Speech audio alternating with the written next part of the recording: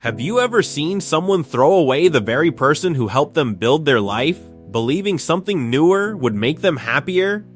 At first, it looks like they've won. They have the better house, the better lifestyle, and the exciting new relationship. But sometimes, the biggest consequences don't arrive immediately. They wait quietly until there's nowhere left to run. This is the story of a woman who lost almost everything after her husband walked away for someone younger. Yet the ending no one expected wasn't hers, it was his. For years, Grace believed she had the kind of marriage that could survive anything. She and Daniel hadn't started with wealth or comfort, they started with hope.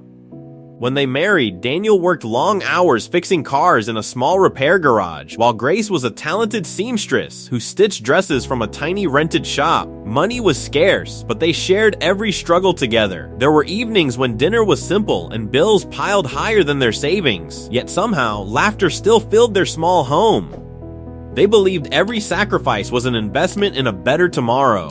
Then their daughter, Lily, was born. Daniel adored her from the first moment he held her, and friends often said fatherhood had softened him. He worked even harder because he wanted to give his family everything he never had growing up. Eventually, success arrived.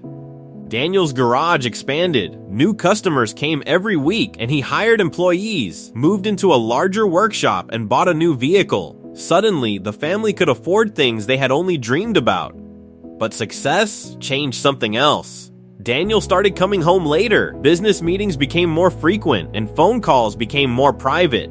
Grace noticed the little things that most people ignore: the unfamiliar perfume on his clothes, the growing distance in his conversations, and the way his smile disappeared whenever she asked simple questions. When she gently asked if something was wrong, Daniel dismissed her concerns, saying she was imagining things. She wanted to believe him. After all, they had built an entire life together.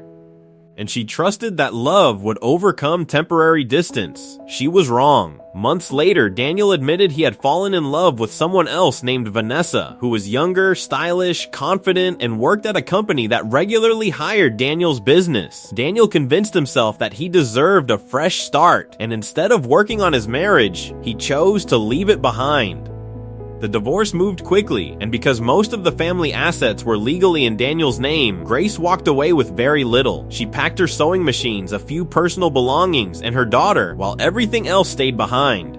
Overnight, the woman who had helped build Daniel's success found herself living in a tiny rented room with barely enough money to survive. The hardest part wasn't losing the house, the furniture, or even watching someone else take her place. It was looking into her daughter's eyes every evening and pretending everything would be okay. Her sewing business struggled after the move as customers disappeared. One machine broke down, rent became difficult, and school expenses kept growing. With no other choice, Grace began selling snacks on busy streets. Every morning before sunrise, she prepared small packets to sell throughout the day, regardless of rain, heat, or cold. If she didn't sell, they didn't eat. Some days people walked past without even looking at her, and some days she earned almost nothing. Yet every evening, when her daughter asked whether life would get better, Grace smiled through her exhaustion and promised that tomorrow would be better. She repeated those words so often that eventually she started saying them for herself. Life tested her even more when, desperate to repair her sewing machine, Grace visited a relative who had become financially successful in hopes of securing a small loan. Instead, he suggested something that shattered her trust completely, offering help that came with conditions no family member should ever demand. Grace didn't argue. She simply picked up her daughter, thanked him for his time, and walked away without the money she desperately needed, but with her dignity intact. That decision became a turning point in her life. Because when every shortcut asked her to sacrifice her character, she refused, and sometimes that's exactly when life begins changing. During those endless months of struggle, the physical toll on Grace was undeniable, but the emotional burden was far heavier. Her hands, once known only for guiding delicate silks and threading fine needles, became calloused and raw from carrying heavy trays of snacks through the scorching heat and freezing rains. Yet the hardest moments weren't the long hours on her feet, they were the quiet evenings in that cramped, dimly lit room when Lily would fall asleep holding her hand. Grace would lie awake for hours, watching the subtle movement of her daughter's chest. terrified that her best wouldn't be enough to give Lily the life she deserved. There were nights when tears fell silently onto her worn blanket, hot with the sting of betrayal and uncertainty. She watched from afar as Daniel's new life flourished, knowing he was enjoying the fruits of a tree they had planted together while she was left with nothing but the dust. Still, Grace refused to let bitterness take root in her heart. Every morning, no matter how exhausted her body felt or how empty her pockets were, she forced herself to stand up, smooth down her dress, and put on a warm smile for her child. She realized that her circumstances might have taken away her comfort, but they couldn't take away her faith. She wasn't just surviving for herself anymore. She was teaching her daughter what true resilience looked like, that strength isn't about never falling, but about rising every single time you do.